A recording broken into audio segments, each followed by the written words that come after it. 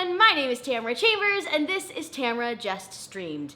And this week I streamed High School Musical 2. Bet on it. Like 3 or 4 weeks ago, oh my gosh, was it more than that? 2 months? 7 years? Who knows? What is time anymore? Am I right? I'm right. I revisited High School Musical, and since then I've done a few other Disney Channel original movies, and a lot of people in the comments said that they want to see me revisit High School Musical 2, so here we are. Like I said in that video, I really loved High School Musical when it came out, and I think that it still really holds up. I didn't really grow up with High School Musical 2 like I did High School Musical 1. I was like right on the cusp of still being like okay with like telling my friends that I was watching High School Musical. High School Musical 2 was a whole different story. That was a year later, guys. But I did see it when it came out, and I do remember enjoying it well enough. I think for a Disney Channel original movie sequel, it's pretty good. Also, what other Disney Channel original movies before High School Musical had sequels?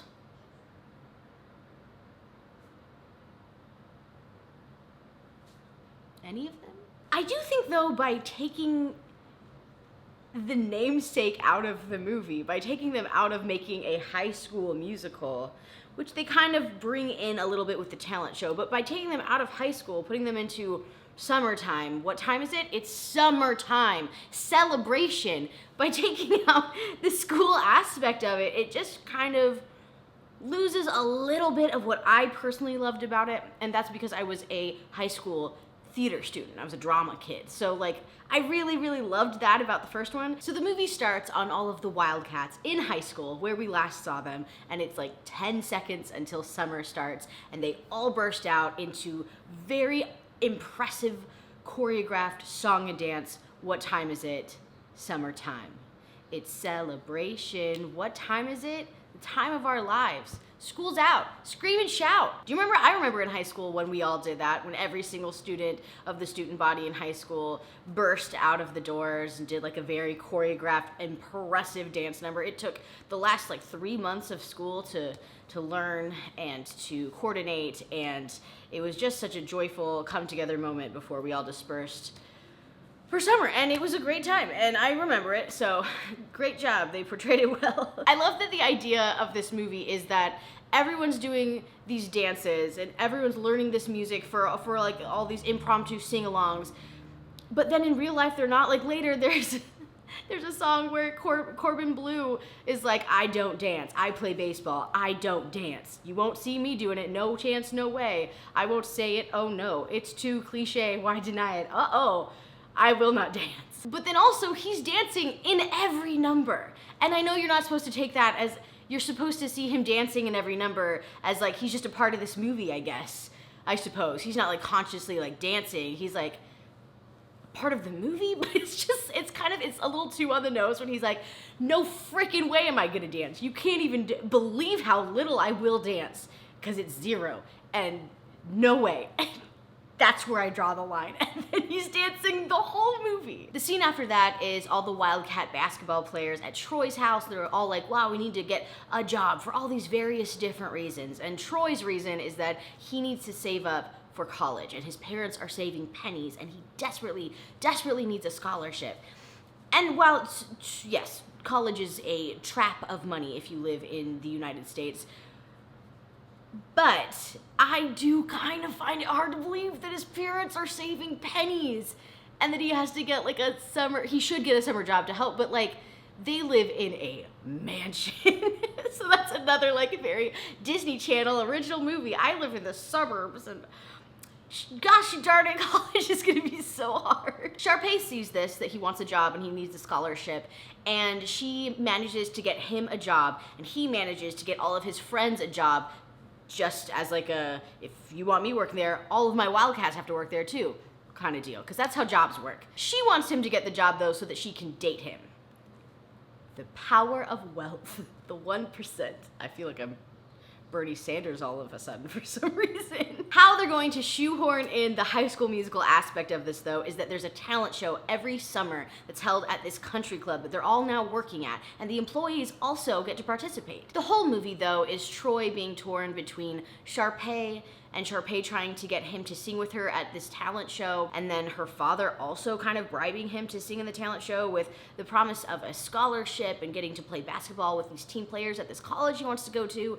And then on the other hand, he has Gabriella and his friends, and he keeps blowing them off, being kind of a jerk, to a certain extent being kind of a jerk. There's a lot of things he's caught in that I totally understand that he wants to do. He gets to go play with these college players, and he does, in the story, need a scholarship, and I think his friends would absolutely be happy for him in that situation, but they have to have some kind of conflict here. So the friends are really pissed that he's blowing off these things, and I think it's kind of a mix of both worlds. I totally understand both sides here, but he's torn between these two things. In this, Sharpay shows her true colors more than she did in the first. It's to the point where her brother is even pushed away, who he really dealt with her beautifully in the first film. Now he's like, all right, you go on ahead then, sis, and that he joins the employees and he starts choreographing a number for them because Troy and Sharpay are gonna go do their own thing. So when Corbin Blue says he doesn't dance, okay, bud. Then Sharpay gets so worried that she's not going to win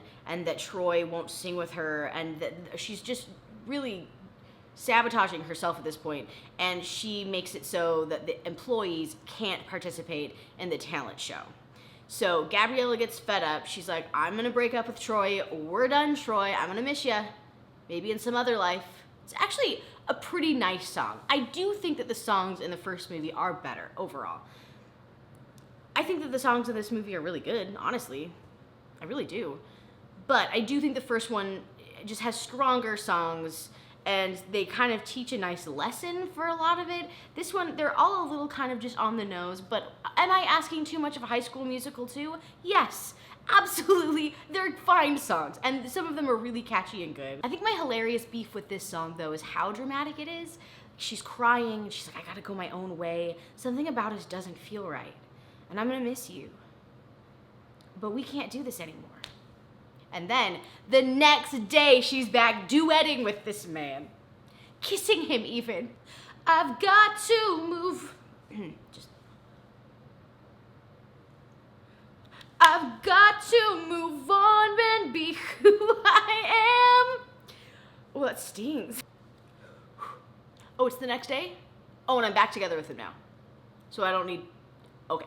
Just give me a second. And then, everyone, the true cherry on the top of this incredible, mediocre, incredible sequel, High School Musical 2, is Bet On It. We get the sassiest, most put together Zac Efron I've ever seen in my life, that I ever will see in my life. Oh, you know what, though? I would love to see him redo this, like, shot for shot right now. Like grown-ass adult Zac Efron, he should do that. He finds out that the employees and his friends can't do the talent show, and he's livid, and he's furious, and he's like, I am not being who I am. And and everybody's always talking at me, everybody's trying to get in my head. And he wants to listen to his own heart talking. He needs to count on himself instead. This song has the funniest choreography I've ever seen in my entire life. Wanna make it right, that is the way. Da, da, da, da, da. Bet on it, bet on it, bet on it, bet on it. I mean, give this man an Oscar. He stands up for his friends, they get to sing, he gets to sing with Gabriella, they're back together. Who would have saw that coming? They kiss at the end, because I don't think they've kissed yet, right? That's kind of what they're leading up to this entire movie, is the big kiss. It's a cute kiss, it's cute. I like the kiss. What I really took away from this is that I think that in the first movie, Sharpay and Ryan, while ultimately unlikable, are good villains, are villains that are like, oh, you're that catty high school drama villain that everyone had in their class that just thought that they were the shit and were super annoying to deal with. And this movie, Sharpay just really sucks, and she's really hard to get behind at all. And I know you're not supposed to, but it's hard to find any kind of redeeming factor in her character. And at least at the end, instead of her accepting the award, which of course she shouldn't, she accepts it on behalf of her brother. But overall, Sharpay just sucks. I don't remember the third at all. And so I guess I gotta watch the third now. I'm wondering if I ever even saw the third. I don't think that I did. Also, I was looking on Disney Plus today, and there's a Sharpay only movie where after high school, she goes to New York City to try and do Broadway, which, bitch, that is confident, bitch. I don't think you know what Broadway is, cause bitch. Thank you so much for watching. Let me know if you want to see me watch High School Musical 3, also the Sharpay movie, because we're all in a tireless void of not knowing what day it is or who we are. Thank you so much for watching. I'll see you all next week. Bye. Oh yeah, was that Miley Cyrus in the credits?